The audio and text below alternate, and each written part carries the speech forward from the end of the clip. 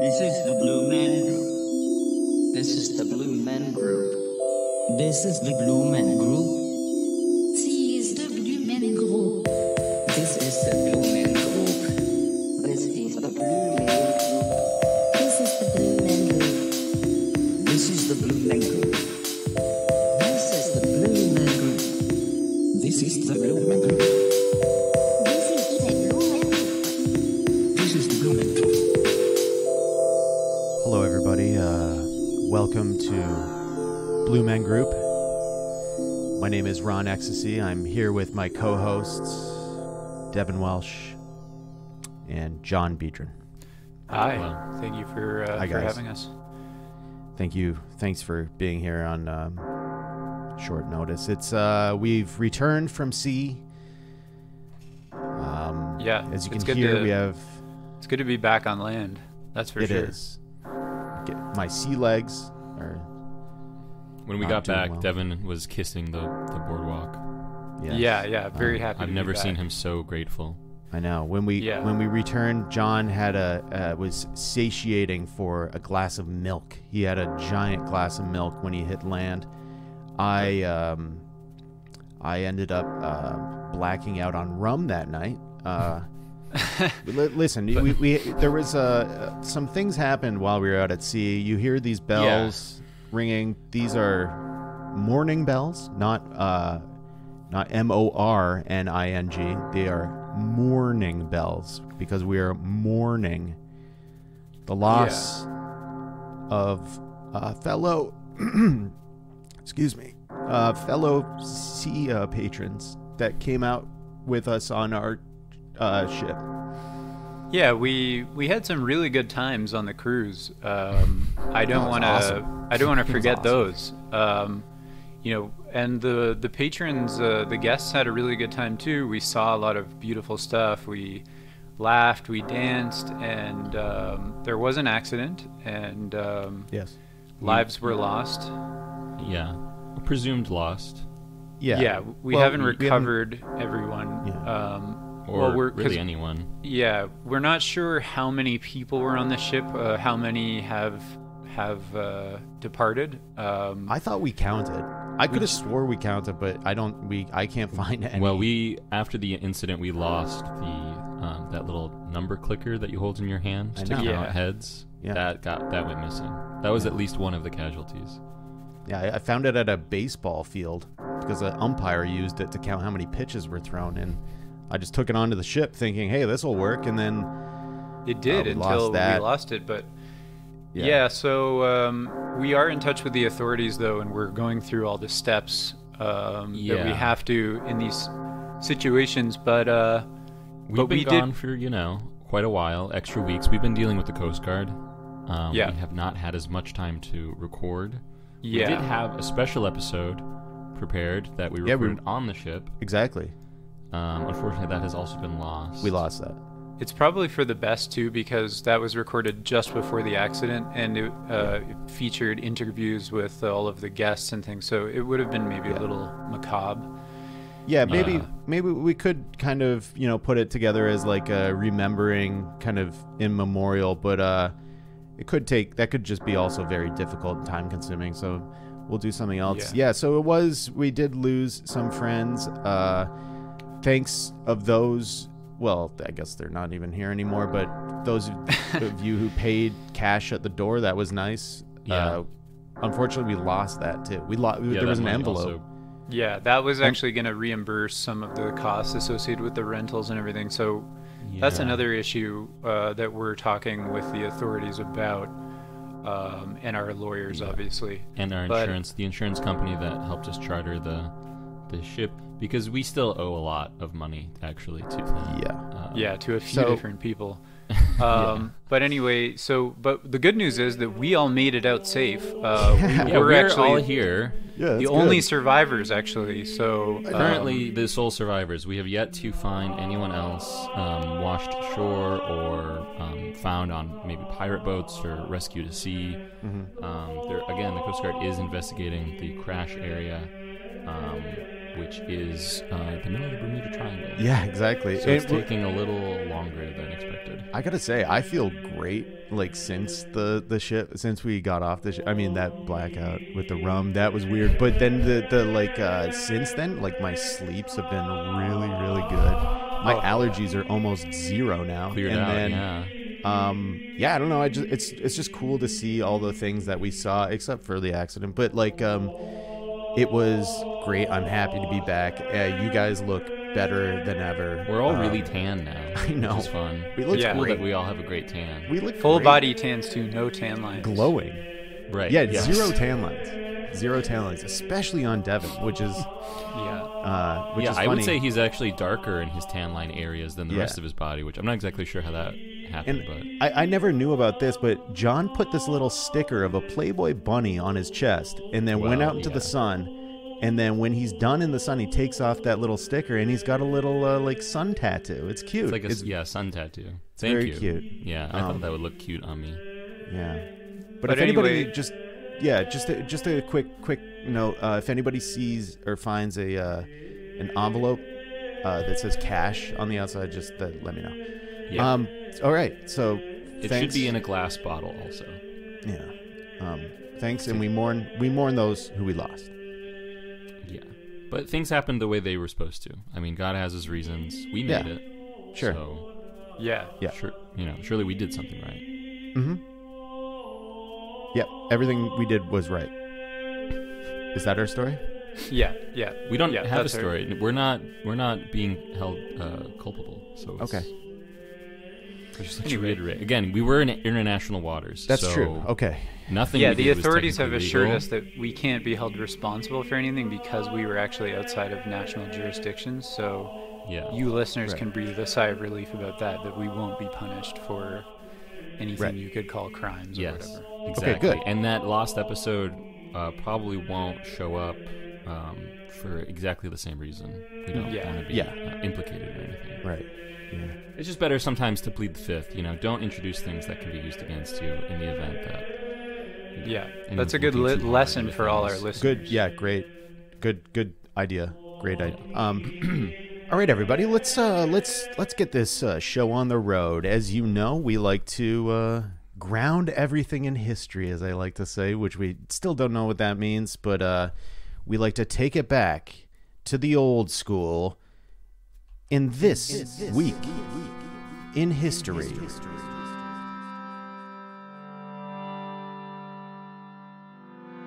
August 3rd, 1492. Explorer Christopher Columbus set sail from Spain on his first voyage across the Atlantic that takes him to the present-day Americas. Wow. Big event. Chris Columbus. Chrissy. Not a good guy. Everybody Italian. The only people who like him are Italian Americans, I think. Mm-hmm. He's been disavowed by many as not a good man. Listen, it was 1492. Right. That guy, he was up to. He was not. He didn't have. He was up Twitter. to his old tricks. I'll just say. Yeah, up to his old tricks. He was doing like he had no idea. Listen, the guy thought he was in India or something. Yeah, right. And he wasn't. He got all turned around. He's got shitty maps. The treacherous waters. Look, we know. Yeah. Those waters can be treacherous. And he was sailing. Santa Maria. Was he the captain of the ship even? I feel like he was just who knows on the ship. I feel like they give him too much credit for the sailing part. Agreed. Right. Who else was on that ship? Who was what are the material circumstances of that ship at that time? Like who was he listening to? Who had his ear, Yeah, exactly. That's what I would like to know. Who was he reading at that time? Who's his chain of command? Guys. Yeah. Who is his commanding officer, if anything? I guess it would be like the king of Italy, or do they have kings? I don't know. King of Portugal? I thought Who was Italian. he reporting back to, and how was he reporting back? Monarchy, I think. But yeah, how are they even getting messages around? Is he named after the place in Ohio? Mm-hmm. Is he? Okay. Yeah. They were like, this place is Columbus. And he was like, that's a lovely name. And I'll call you that. I shall rename myself. Yeah. Okay, he was born in Genoa, Italy. His original name was Carbonara. Yeah. Genoa, Carbonara.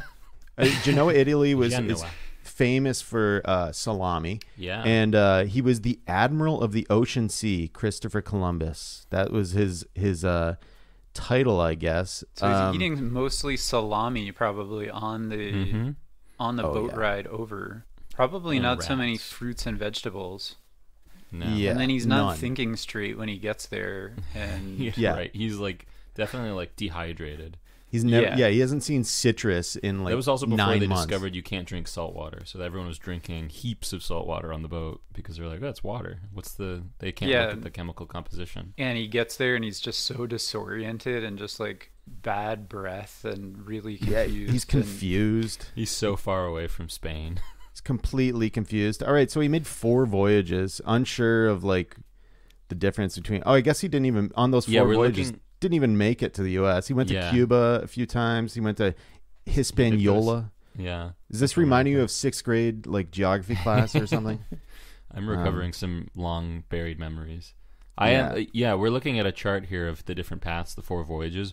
All 4 way off course, it looks like. Yeah, just really wildly different. Zigzagging patterns and stuff, like not really any clear plan. In some of these. Yeah. We're looking at I would say a photo, but it looks more like a painting of him. Well, that was the resolution of cameras back then. Yeah, exactly. He was balding. Ugly dude. Very ugly dude. Right.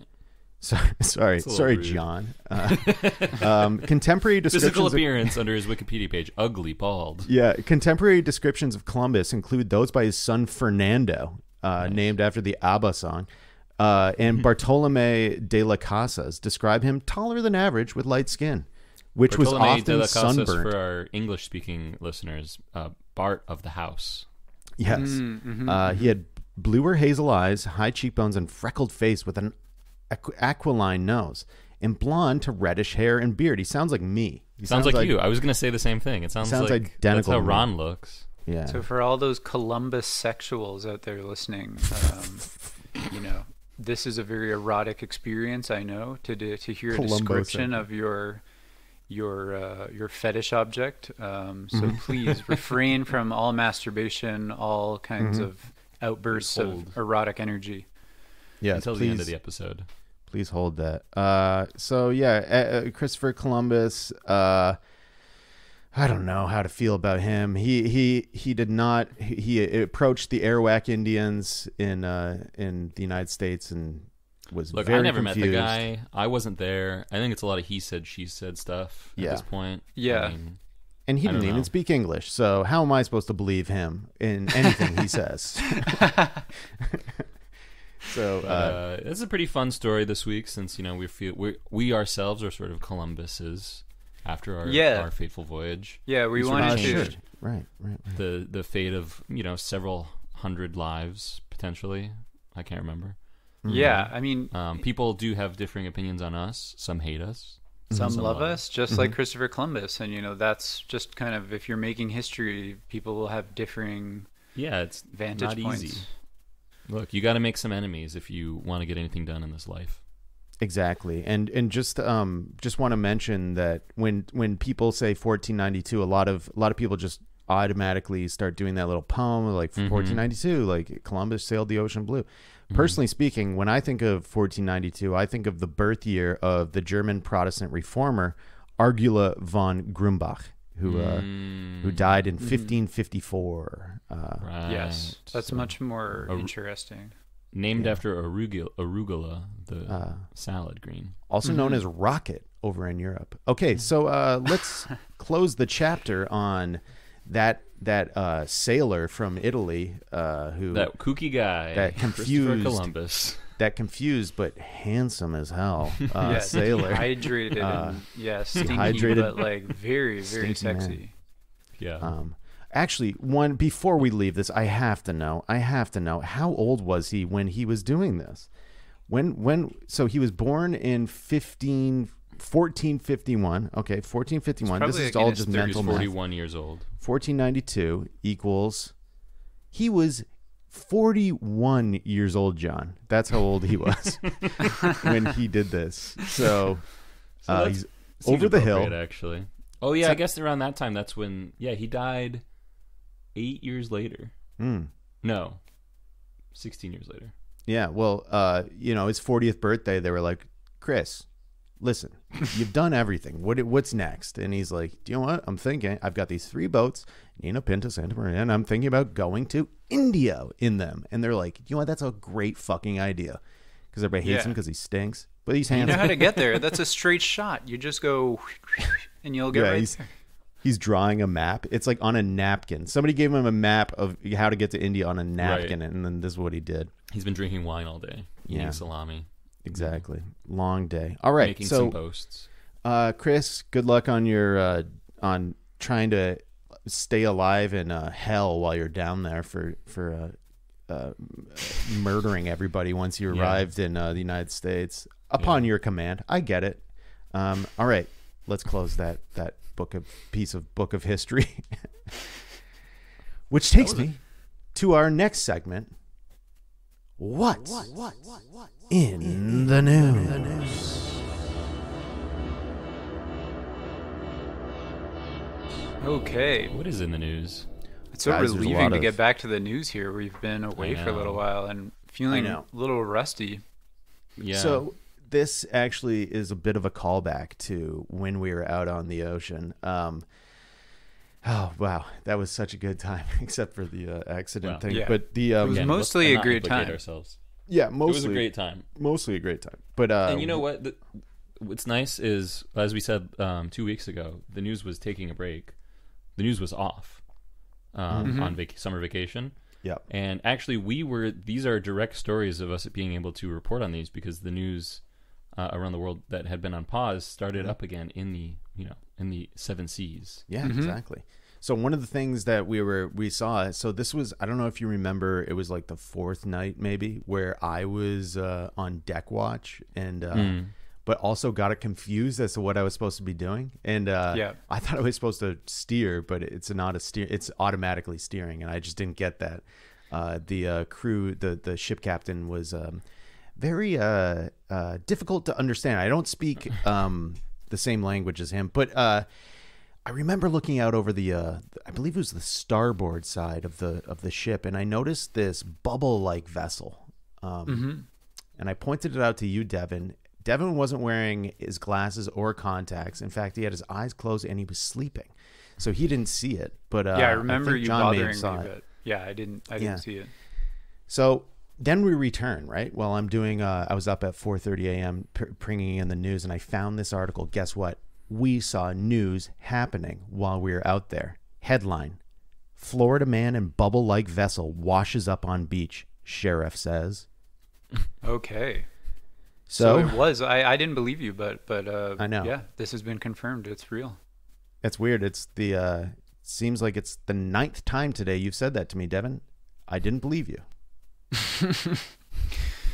That's something let's talk about later. Okay. But the article, what does it say? Yeah, a Florida man washed ashore inside a bubble-like vessel on Saturday morning after an apparent attempt to walk on water. Sounds like Christopher Columbus. Flagler County deputies responded to calls from concerned citizens who spotted a strange vessel on the beach in the Hammock area, the Flagler County Sheriff's Office said. That's just to be clear, the Hammock area is the part of the beach where you're allowed to set up hammocks. Yeah, okay. That's what I thought. Yeah. The vessel's sole occupant was discovered safe inside without any injuries. He told authorities that he had set off for New York from the St. Augustine area before encountering complications that brought him back to shore. Okay. He hit an iceberg. So he's trying to go the entire way up the eastern seaboard of the United States in a bubble. Walking on water. So we must have seen him right at the beginning of his journey. The seafarer, identified as Reza Baluchi of Central Florida, told Fox 35 Orlando he was attempting to run in his floating bubble vessel from Florida to Bermuda or travel north up the coast to raise money for charity. Either way. I think going south would probably be easier. Easier. I would assume it flows down. Yeah. But Reza Baluchi, that's another Italian. Yeah. Mm-hmm. I know somebody who could have hired him to be a seafarer. Well, this raise money for charity sense could be referring to the Spanish monarchy. Yeah, Italian, that's true.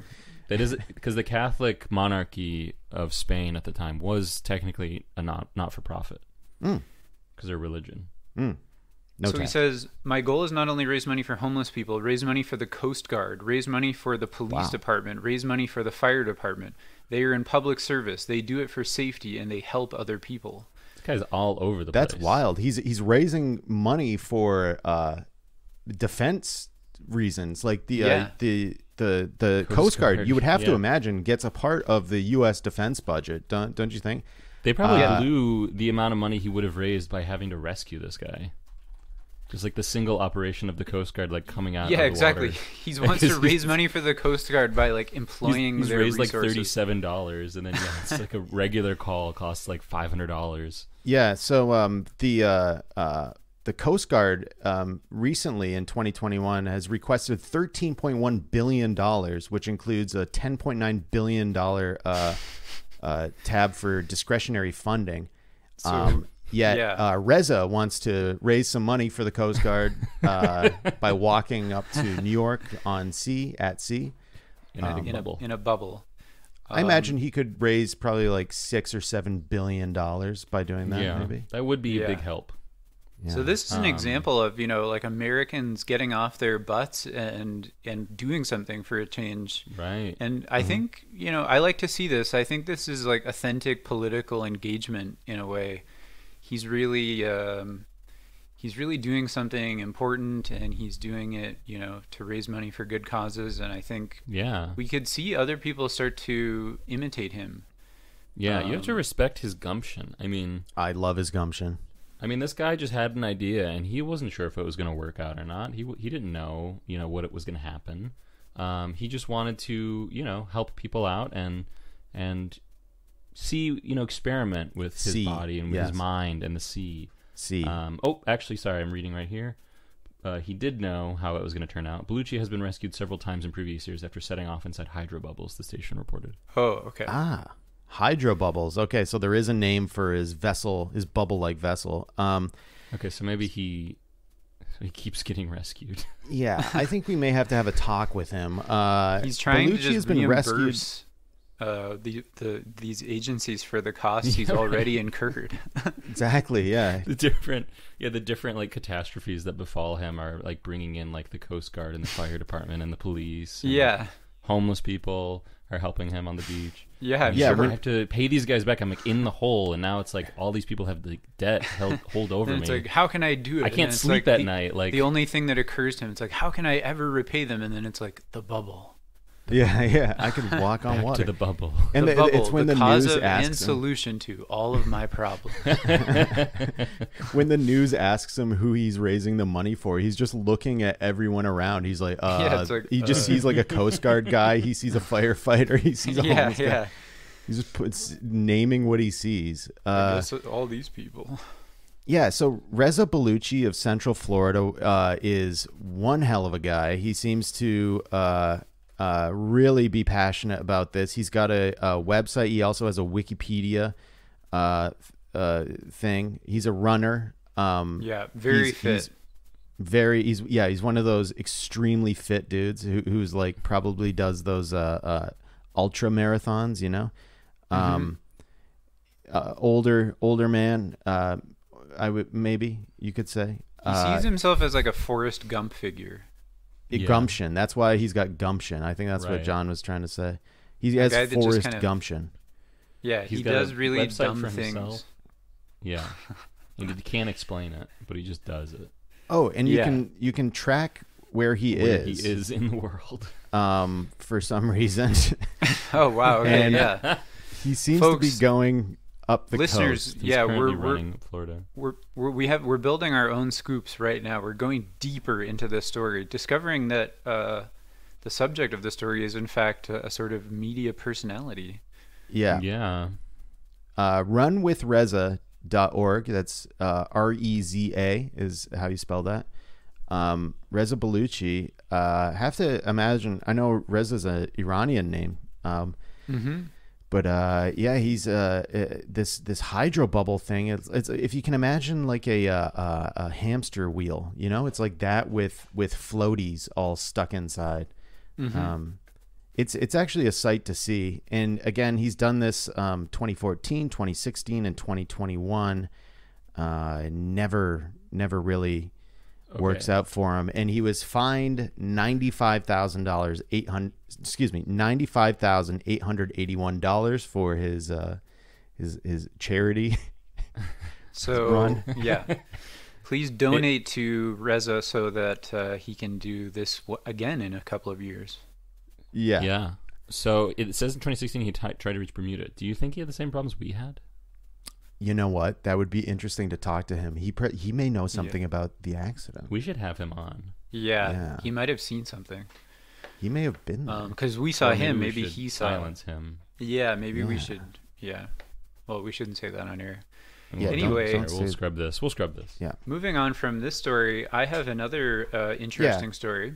Thanks, Dave. Can you take us to the next story? Coming out of Ukraine. Oh, no way. Yeah, back in beautiful Ukraine. Ukraine's inseparable couple ditches the handcuffs and parts ways. After 123 days handcuffed together to save their on-again, off-again relationship, Ukrainians Alexander Kudlay and Victoria Pustovitova have split up, shedding their bonds on national TV and saying the experiment had brought home uncomfortable truths. No way. Presumably this is something from a TV show. Yeah. I have it DVR'd. I just haven't been able to watch it yet. So, spoiler alert. TiVo remote. Spoiler alert. Not a problem. This is something, that we can all relate to. We at the Blue Men Group have actually handcuffed the three of ourselves together earlier on when things were a little rougher. We didn't let listeners in on that, but we did have an on-again, off-again relationship, and we did spend some time in handcuffs. Yeah, a few of the episodes, you wouldn't know because it's just an audio podcast, but we were handcuffed together while recording those. And I think it was one of the episodes where we were all sitting on each other's laps. Like I was like on the bottom and Devin was sitting on my lap, and then John was sitting on Devin's lap, and then we handcuffed ourselves all three together and then recorded an episode or two. So who knows if they got this idea from us or whatever, but the young couple from the eastern city of Kharkiv decided to handcuff themselves together on Valentine's Day in a last-ditch attempt to break the cycle of breaking up and making up. Throughout the experiment... That's pretty good. Like, you think, how do we save this relationship? What could we possibly do or change about our life? Yeah. How could we make it just, more comfortable to be around each other? Yeah. Like... There's like a bit of there's some tension between us. So what if there was nothing between us? Yeah. What if we had to take go to the bathroom with each other at all times? We had to shower together, do everything together. Yeah. One of us had that would help us. Yeah. Yeah. Throughout the experiment, which they documented to a growing social media following, they did everything together. From grocery shopping to cigarette breaks. They took turns to use the bathroom and take showers. Oh, God. Pustovitova, who initially resisted the handcuff idea, shed tears as she discussed the latest break. Stop resisting. She initially resisted being handcuffed to her partner, but I guess he insisted that she be restrained. She says, quote, "I think it will be a good lesson for us, for other Ukrainian couples and couples abroad, not to repeat what we have done," she told Reuters in an interview in Kiev. Yes. So she's saying, no, it wasn't the most effective strategy. Pustovitova said personal space is what she missed most, although she also felt her boyfriend did not pay her enough attention while they were chained together. Oh, my God. So he was too obsessed her. with growing the account. Yeah, he was ignoring her. Shared account. And just flicking up and down on Instagram or something. Playing with video his thumb. games. Constantly refreshing. We stayed together. One good hand. We stayed together all day, and I did not receive any attention from Alexander because we were constantly together. He did not tell me, "I miss you." Well, I would like to hear that, said the 29-year-old beautician. How could he miss you? Kudlay said he did not regret resorting to desperate measures to save the relationship, adding that the cuffs helped him understand that the two were not, quote, like-minded people. We are not on the same wavelength. We are totally different, the 33-year-old car salesman said. Oh, that's a beautician and a car salesman. The couple plan to sell the handcuffs in an online auction and donate part of the money to charity. Part of the money. Charity. Part of the money to charity. I know a charity that they could donate it to. Yeah, they could donate to Reza's debts. Run with Reza, yeah. They had the bonds removed in front of Ukrainian TV news channels, and a representative from a Ukrainian record book who said no couple in the world had managed a similar feat. Is that not true? Is that not also the artist is present? Like an Marina easy Abramovich record did to this? break. No? Yeah. If you're not like on the rocks and about to break up, you could probably do better than these people, no? Yeah, absolutely. Okay, so 123 days. So 4 months. That's it. That's not bad. Yeah. Not bad. So, not bad at all. I agree, John. Listeners out there, if you have a rock solid relationship, you think you could get away with being handcuffed together for a few months, you should go for it, because I think, people would take notice, and who knows what'll happen. Yeah, it's a great way to gain some followers. You really got to take some risks for followers. You really got to put yourself out there for followers. So you need some followers. I suggest you do this. Yeah, so to get some followers, who knows? It could also save your relationship. Didn't work for them, but... Yeah, it could work for you. Again, it is an extremely intuitive idea. I can completely see where they were coming from with this. Totally. And I know that stuff, let's chain ourselves together. Yeah, they're from the eastern city of Kharkiv, which is, a different place. It's really romantic. Yeah, romance in the air. As you may know, I spent a little time there in 2017 as a resident DJ at a club with DJ Milana. You may know her as Yulia Ryzina. She's a Ukrainian DJ composer who's best known for performing topless in her sets. She's also from Kharkiv, so just had to mention that. It's just somewhere where I've spent some time professionally. Yeah. But John, you have a completely different story back on the sea. Yeah, back on the seaboard here, which is what I call the sea desk. Container shipping prices skyrocket as rush to move goods picks up. See, this is something we noticed when we were out there. We did get some quotes because you're on the water, those giant cargo ships come past you. Exactly, yeah. And so then you guys asking, have a chance to chat. And there's a rule of thumb. Yeah, they're like, "Hey, do you guys have more weight on your ship that we can maybe offload a few of these containers?" And we're saying, "What's the price? What's the price?" And right. Yeah. Listen, we didn't know the prices. Would have been helpful if we had this knowledge beforehand. Yeah, but we definitely learned very quickly all about like the price of like shipping cargo containers and like weight, how heavy they are and like how much weight a boat can hold and how much weight it can't, and how it's important to keep track of how many people are on a boat. Yeah, so when you lose the counter, maybe you should reassess how many people are on if you're going to be selling cargo space. But whatever. I mean, it was when you're in a pinch, when you're John, in a pinch, when you're in a pinch and you need some money, John. Yeah, when you have like a lot of debts from the insurance company, from like the charter rental company, when you lose a lot of the foreign currency, that you'll take anything onto your ship. You got to be flexible. But so apparently persistent supply chain bottlenecks are driving up rates, and the shipping sector does not see relief on the horizon before 2022. Would have been nice. It'll be more expensive to get your things to you. Shit. Yeah. Yeah, it would have been nice to have that boat. We could have capitalized on this. Would you say capsize this or capitalize? No, but so what? How does this affect us? Why do we need to be worried about this? Well, prices to ship containers from Asia to the U.S. and Europe are rising at a historic pace as cargo owners bid up rates in a search for ocean transportation capacity that shipping industry executives expect to remain tight for the rest of the year.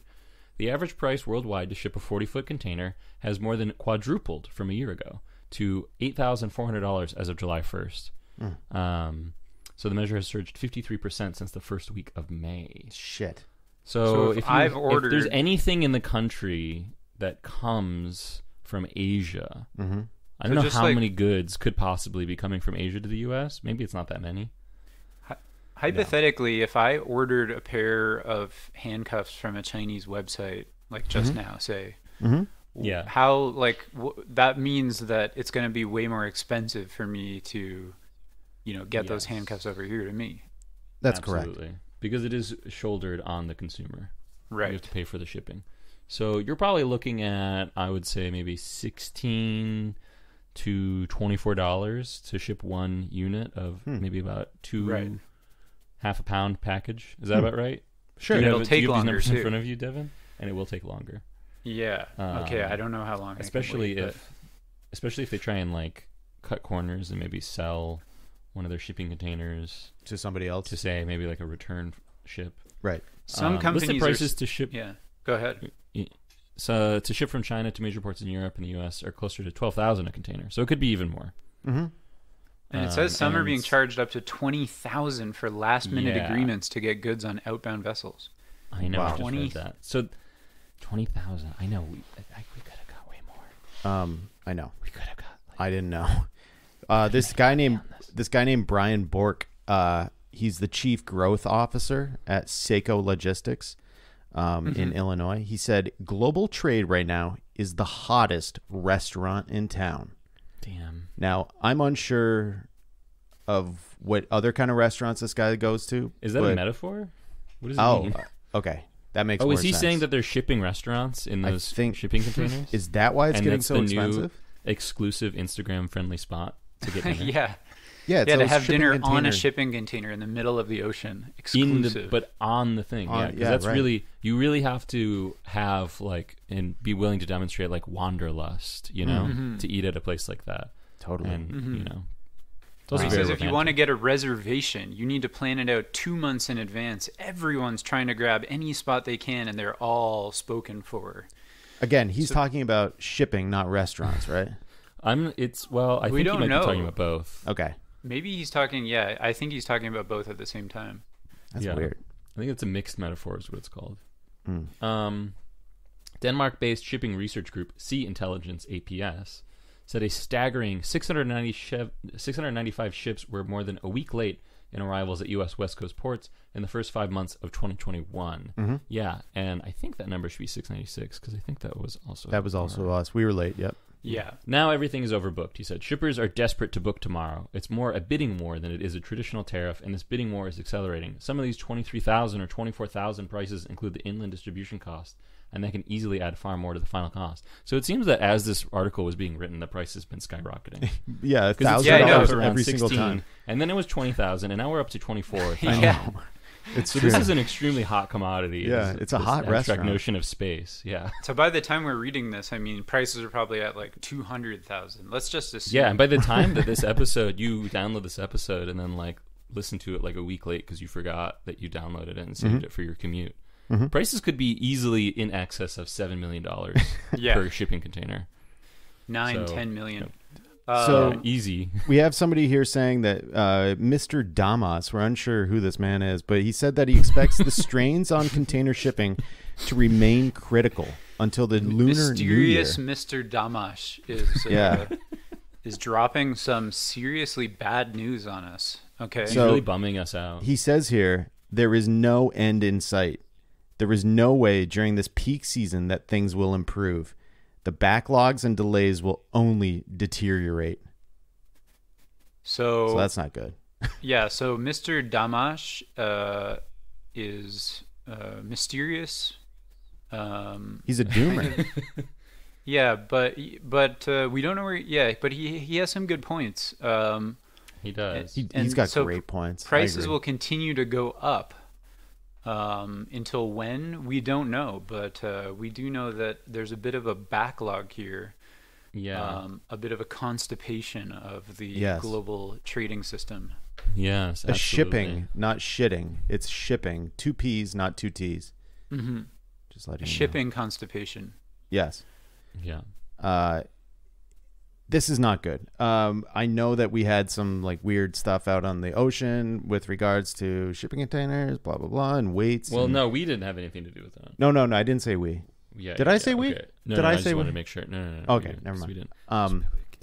But these are just kind of things that we keep our eyes on, and I think everybody listening should keep their eyes on as well, because listen, a lot of the things that we have, a lot of things that we're consuming, sit on these ships for weeks at a time. And it's only getting more and more expensive. And sometimes they don't even make it. That's like true. If a ship capsizes. Yeah, exactly. Hypothetically. But Blue Men Group tip, just to close out here, if you do have some extra space on your ship, there's a lot of money to be made right now. Okay, so get out there and get those dollars if you do have some extra space. And you have sort of made stock of how much weight you're at and how many people are on your ship. Make sure the extra weight isn't going to capsize the boat or anything. Right. Because that's something capitalize. That can happen. You mean like capitalize on that? Like an investment. Right. Okay. Yeah. Thanks, John. Thanks for that update on the shipping containers. That's fascinating. To think that we're just turning them into little tiny food restaurants, right? Mm-hmm. The dining hall. They stack them up on top of them, and then put some fancy lights and charge a bunch of money to eat in them. So that's kind of interesting. Thanks, John. I appreciate that. I would like to talk to you later probably about that as well. Listen, we got one last story here in the what's in the news. It's the aerial nuisance of the week.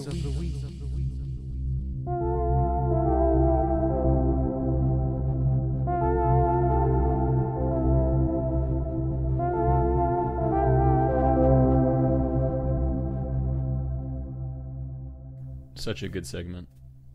Yeah, so we got a headline here, and this is something that we've touched on before. If you close listeners will remember, episode 31. Really? Do you? I thought you were like no, I think it's in the 20s or something. Kind of a Rain Man type situation where you could recall. It's like, Wednesday in 1988. Yeah, that was the 23rd. Something like that. We got a headline here: Jetpack Man spotted again by pilots on approach to LAX nearly a year after first sighting. So again, nearly. I found it. It was our 5th episode. No way. So early listeners will remember the Jetpack Man, but if you haven't, maybe you won't remember. But there was a Jetpack Man causing disturbances at the Los Angeles airport with his contraption. Yeah. So. Airliners and multiple FAA and FBI investigations say the Jetpack Man continues to appear to aircraft flying around the Los Angeles area, especially these airliners on final approach. The latest occurrence, which was first reported by ABC7, happened at around, Blue Men Group, happened around 6:15 p.m. In the evening, and it's in its most usual spot, right off the final approach to LAX, as I've said like 4 times now. The ATC, that stands for Air Traffic Control Audio, was quite lively following the spotting, although it is bizarre how much more familiar the situation seemed than it did a year ago. The exchanges include asking if the pilot saw the UFO and what appears to be a new trend of referring to LA's mystery Jetpack Man as Iron Man. And so the article goes on to just editorialize a bit, and it goes into this personal voice and says, if you told me a year ago that I would have produced 6 stories on this crazy deal without any sort of closure, I would never have believed you.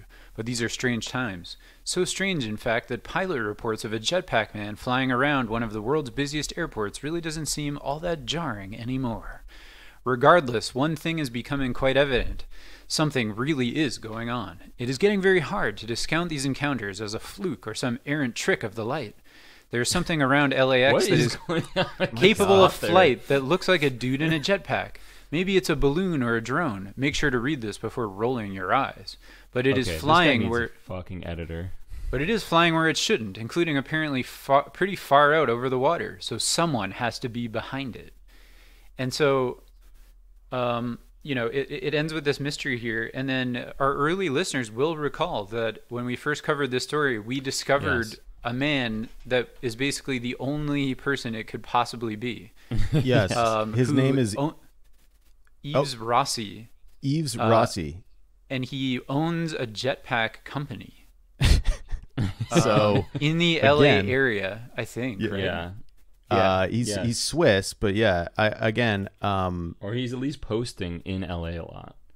Yeah, and he's also had other issues with like his jetpack. People know he has a jetpack, okay? And he's like they call him Jetman. That's his nickname.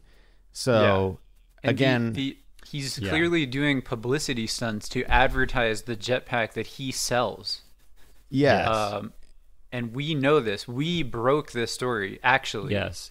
Again, please refer to Blue Men Group episode 5, October 2020 or so. Thank you. Special shout out to Blue Men Group custodian of records and also general custodian Irv Schlichter, who has been working for the studio for the last 30 years. Go back, listen to our story. We break it. Ron goes into his Instagram, finds all of the pictures of him like near LA, like LAX, like all the time. Yeah, like pictures taken on like the day of the sighting in Los Angeles with the jetpack. It's not a mystery, folks. So the real mystery is why the mainstream media is covering it as a mystery. It. Yeah. Why this won't guy they must name? have a publicist. Yeah. Meanwhile, names. People are writing 6 articles a year or something, getting paid for it. This and person also, is like raising a family. In the first draft. Yeah. Putting in the story like so much color, so little actual reportage. Yeah. Putting in parentheticals about rolling your eyes, about how 2020 is a crazy year, and turning it in and getting paid thousands of dollars. Yeah. On Blue Men Group, we do this for free, folks, and we break stories, and we're bringing it to you. No one else is bringing it to you. Yves Rossi, jetpack entrepreneur, is almost surely the Jetpack Man in Los Angeles. Yes. Let us not forget that he is also known as the Jetman. He has a TED Talk from 2011 called "Fly with the Jetman." Who could it possibly be? And again, I would also like to point out that we did see a jetpack equipped man around the time of the incident on the sea. I'm not saying he was responsible, but it would also like him to be investigated by the Coast Guard. Yeah, so you can also get from his website, jetman.com, just to kind of a explainer on how his jetpack works. So if you could either write about how people keep seeing him, or you could just figure out who he is and how his thing works, but that wouldn't be that entertaining, I guess. LA's mystery Jetpack Man, or Iron Man, as they call him. I'm gonna send an email to the Pilot Lounge at LAX and just send them the Jetman link and just be like, by the way, see if anybody reads or clicks on it or anything like that. Try calling this guy's phone and see if you can hear it ringing when you see the Jetpack Man. Yeah, exactly. If he reaches for it. Yeah.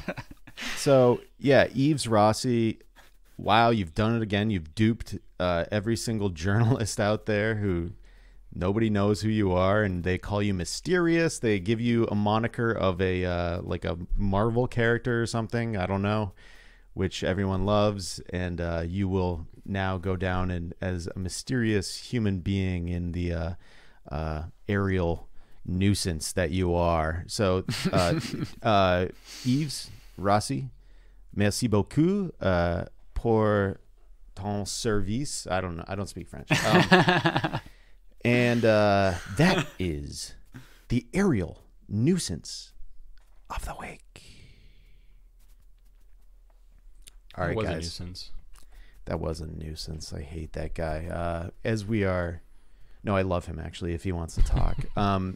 As we like to close out our episodes, we have to take a look at last week's numbers. I'm so excited to see the numbers because we've been gone. I could really go in either direction, you know? Yes. So we've been gone, and also a large chunk of our listeners are presumed, they're missing. We don't... They're presumed dead. They're on a long swim. Yeah. Great swim. Some of them are great so it could go either way. All right, guys. So we're got the dashboard we're down here. a little bit. Down a little bit. To be expected. But I think our first month listens on the most recent episode, Holding Strong. Holding Strong. Our extra long episode had 127 first month listens compared to 163 of our radioactive terror pigs. Yep. I don't think we did as much promo on our most recent episode, so that would explain the little dip. I told the Run XC News Network stream, I said that there's some interesting things happening. We're going out to sea. Just give us some time. It was a little rushed. I mean, we did have to leave from the studio immediately following the finished episode. Yeah. And then, like, pull the boat out. Like, I think we left at, what, like 4:30? Yeah. So there was we were a little rushed. We were a little frazzled. Yeah. Okay, but the lesson here is this week is we lost some listeners on the cruise, okay? We can't paper that over. It wasn't our fault, but they're gone. So we need new listeners to replace them. And that's your job. Those of you who have survived, who did not take the fateful journey, it is upon you to help replenish the ranks of the Blue Men community. And you can only do that by sharing the podcast on social media, talking about it with your friends, with your neighbors, leaving reviews, dinner time, waiters, waitresses. Yeah, hijacking the auxiliary cable at the train station or like in the subway, like where they play like the announcements, just play the podcast. Yep, because that counts as like 100 listeners easy on each platform. Yeah, and if you have an iPhone, I encourage you, especially if you're using that Apple podcast app, to go in there and just put down 5 stars and then say something funny, because that helps. And listen, we're gonna get these numbers back up. This was a spectacular episode, and I know that we've faced some things over the past few weeks, but I think we're gonna get over them and we'll swim through it, so to speak. It's a little disheartening to see your numbers capsize, as it were. Yeah. Yeah. You know, there's always, a trough is always followed by another wave. Exactly. Waves. Yeah. Some of the waves were too difficult to even get a boat over. Yeah. So sometimes, there'll be powerful waves in the future. Yeah. You know what? We were probably carrying a little dead weight. Some of our listeners weren't sharing the podcast, and that was dragging us down. Much like the scenario where we couldn't get over the waves because we had extra weight dragging us down. Yeah, and I just think that it's like, I don't think we need a life vest right now. Like absolutely not. We're not in dire straits, straight Ron, up. you said it before and you'll say it again. We don't need life vests. No, we don't. Yeah. We're good. We just need to keep swimming, keep pushing, and you do your sharing, and that will be what will keep us afloat. Keep us afloat. Yeah. Our spirits will be buoyant with the news of you sharing the podcast. Yeah. So thank you very much, everybody, for listening. We're very happy to be back. If you are a licensed professional in therapy or anything, please send me a DM somewhere. And if you're an expert at maritime law, we need that. Yeah, also need that. Just to cover our bases. And I would just like to say to the unknown amount of people who are now full fathom 5 below the ocean, rest easy, mariners. Rest easy. Calm winds and easy seas. Thank you. Yeah. Rest easy knowing that the surviving listeners will share the podcast. Yeah. So, rest in peace. Rest in peace. Bye. Bye.